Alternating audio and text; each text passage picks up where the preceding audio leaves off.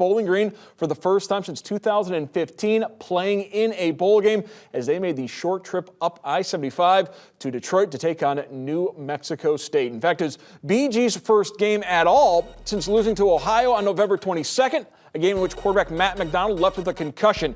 He would leave today's game in the first quarter for landing awkwardly on his neck. New Mexico State would take advantage, building a 17-0 lead early in the third quarter. From there, the Falcons wake up. Teron Keith, the hero of the Battle of I-75, works his way back to the right sideline. He's off to the races. A 75-yard kick return. Falcons get on the board. Go to the fourth quarter. BG trailing by 14 at the Aggie 16. Camden Orth finds Odu Hilaire over the middle inside the 5, but Hilaire fumbles. Aggies recover deep in their own territory. BG defense forces the punt. Special teams delivers again. Davion Daniels blocks the punt out of the end zone for the safety. BG down 24-12. Ensuing Falcon possession. Back in the red zone, Orth to Tyrone Broden. Broden crosses the plane, and just like that, it's a 5-point game, 24-19, 6.5 minutes to play. But BG would never get the ball back. Aggies 4 third-down conversions to run out the clock. Falcons season ends at 6-7. As Joel Sebastianelli tells us from Ford Field, plenty for the Falcons to build upon. Playing in a bowl is something Bowling Green hasn't had an opportunity to do since 2015, but between an injury to Matt McDonald and self-inflicted wounds, the Quick Lane Bowl wound up feeling like a missed opportunity heading into 2023.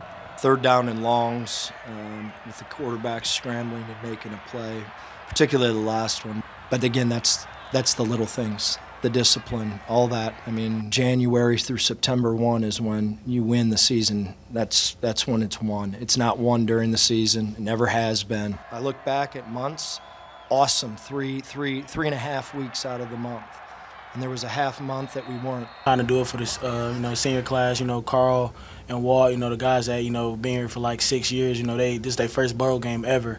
And just like me being here for 4 years, I've never been to a bowl game either. So, it's really heartbreaking because that was one of our main goals to, send the seniors out on a good note. It's not for a lack of fight. Down 24-7 entering the fourth, the Falcons made the most of special teams in junior Camden Orth, 14 of 22, 191 yards, and a touchdown in relief. He goes down, it's my job to step in and do exactly what Matt did.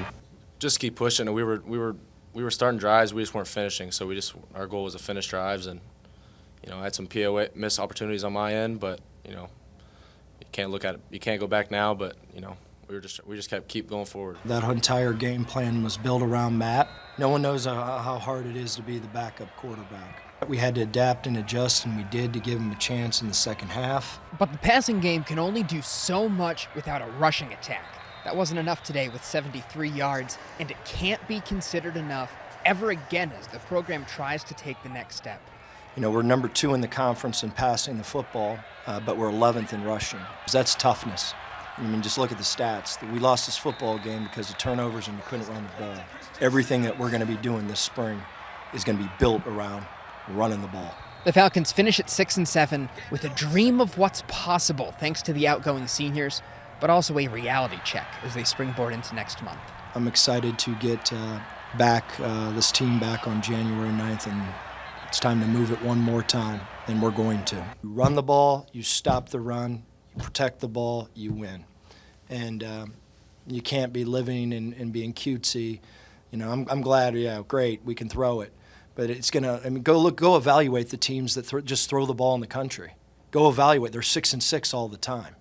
They really are. You can say it however it is. They lead the nation in passing, and everyone goes, oh, great. And their defense stinks, and they're 6-6. And there's no difference with us right now.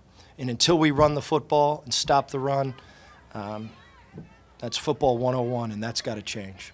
At Ford Field in Detroit, Joel Sebastianelli, BCSN.